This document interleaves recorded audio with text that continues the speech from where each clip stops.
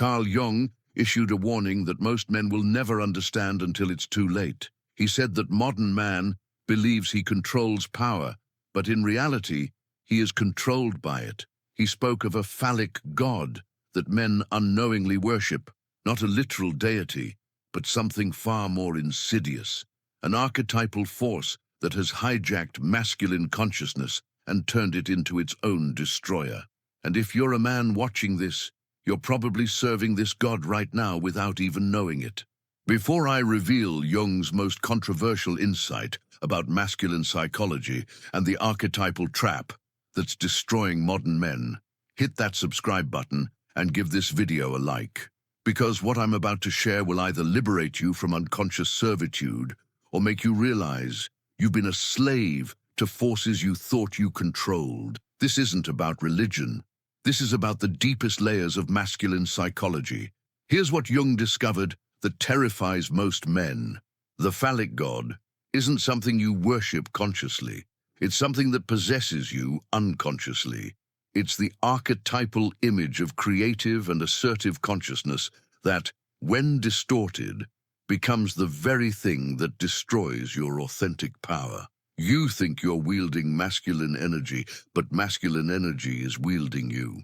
Jung understood that the phallus symbolically represents the axis of divine will within man, the creative, penetrating force of consciousness that can either build or destroy, create or dominate, love or conquer. But here's where it gets dangerous. When this archetypal energy becomes unconscious, when it falls into shadow, it doesn't disappear. It becomes a god that demands worship through the ego. And this is where most modern men are trapped without knowing it. They've turned their creative power into ego power. They've turned their divine masculine energy into toxic masculine performance. They've turned the sacred phallus into a weapon of domination rather than a tool of creation. They're serving the phallic god through the very behaviors they think make them powerful. You see it everywhere. Men who confuse aggression with strength, men who confuse domination with leadership, men who confuse conquest with love, men who confuse accumulation with abundance, men who confuse performance with presence. They think they're expressing masculine power, but they're actually being possessed by the shadow of masculine power. Jung called this inflation, when the ego identifies with an archetypal force and believes it is that force, rather than a vessel for that force. The man inflated by the phallic god believes he is power, rather than understanding that he's meant to serve something greater than himself. He becomes addicted to the feeling of dominance, control, and superiority, because he's mistaken these ego experiences for authentic masculine expression. And here's what's truly tragic about this possession. The more a man serves the phallic god through ego inflation, the more disconnected he becomes from his actual creative power.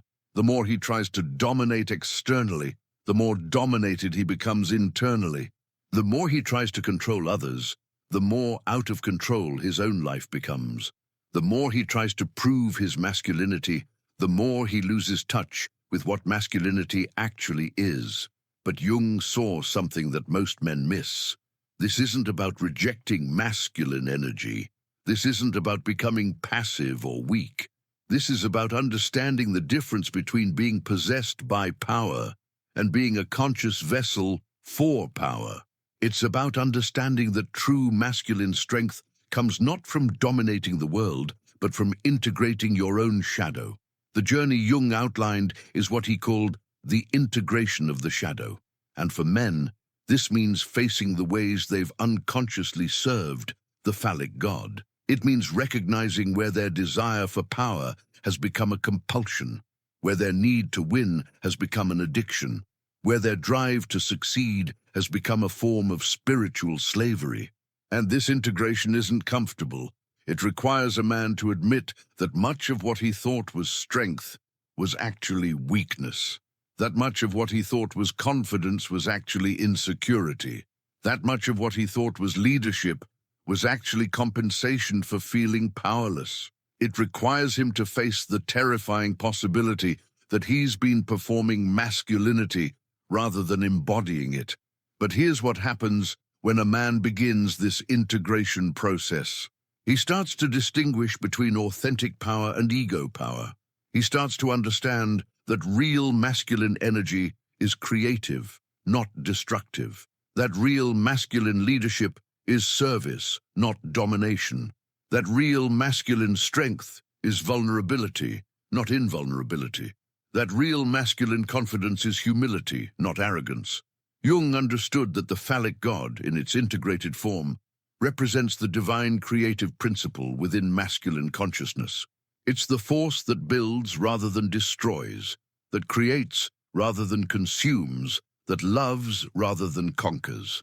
But accessing this integrated energy requires what Jung called the death of the ego, the willingness to let go of the inflated sense of self that the shadow phallic god provides. And this is where most men get stuck. They're addicted to the feeling of ego inflation that comes from serving the shadow phallic god. They're addicted to feeling superior, dominant, in control.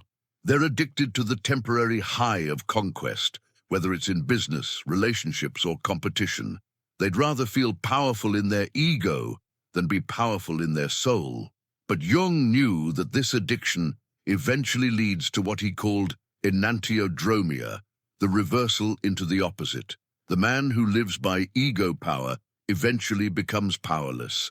The man who lives by domination eventually becomes dominated. The man who lives by conquest eventually becomes conquered. The phallic god always demands its sacrifice, and eventually that sacrifice is the man himself. The path of integration that Jung outlined requires a man to develop what he called conscious relationship with archetypal forces.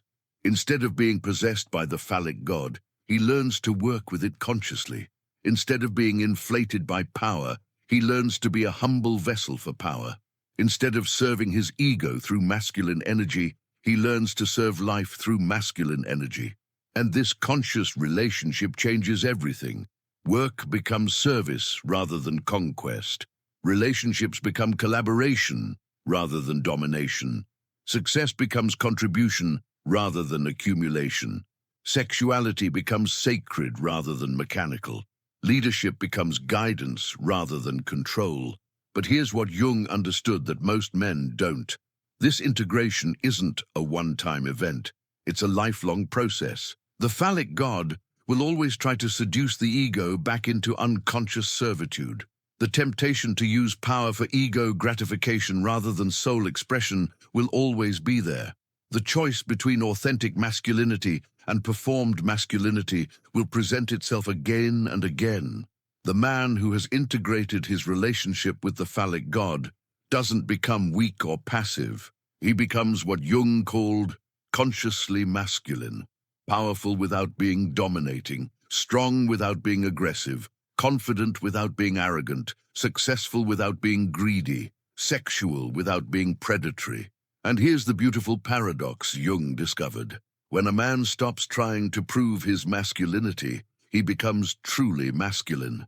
When he stops trying to dominate power, power flows through him naturally. When he stops serving the ego through the phallic god, he becomes a conscious servant of life itself. This is what Jung meant by the realization of the self, the point where a man's individual will aligns with what Jung called the will of the cosmos, where his personal power becomes an expression of transpersonal power, where his masculine energy becomes a force for creation rather than destruction. But getting there requires what Jung called the sacrifice of the ego, the willingness to let go of the inflated sense of self that comes from unconscious power. It requires facing the shadow of masculinity, all the ways power has been used for ego gratification rather than soul expression. It requires admitting that much of what passes for masculine strength in our culture is actually masculine weakness. The question Jung would ask every man is this: are you serving the phallic god through your ego, or are you serving life through your masculine energy? Because until you can answer that question honestly, you'll remain unconsciously possessed by forces you think you control. The phallic god isn't evil. It's archetypal energy that can be either creative or destructive, depending on the consciousness of the man who channels it. Jung's warning wasn't about rejecting masculine power. It was about learning to wield it consciously, rather than being wielded by it unconsciously. So, look at your life. Where are you trying to prove your masculinity rather than simply being masculine? Where are you using power to inflate your ego rather than serve life? Where are you performing strength rather than embodying strength? Where are you serving the shadow phallic god rather than integrating its energy consciously? Because until you face these questions, you'll remain what Jung called unconsciously possessed, a slave to forces you believe you master, serving a god you don't even know you worship. The path of integration is available to every man, but it requires the courage to face your own shadow and the humility to serve something greater than your ego. It requires choosing authentic power over performed power, conscious masculinity over unconscious masculinity, service over domination. Drop a comment below and tell me where you see the shadow phallic god operating in your own life. And if you want more content about Jung's insights into masculine psychology and archetypal integration, subscribe and hit that notification bell. Because the world doesn't need more men unconsciously serving the phallic god through ego inflation. The world needs more men who have integrated their masculine energy in service of life itself. The choice is yours. Remain unconsciously possessed or become consciously powerful.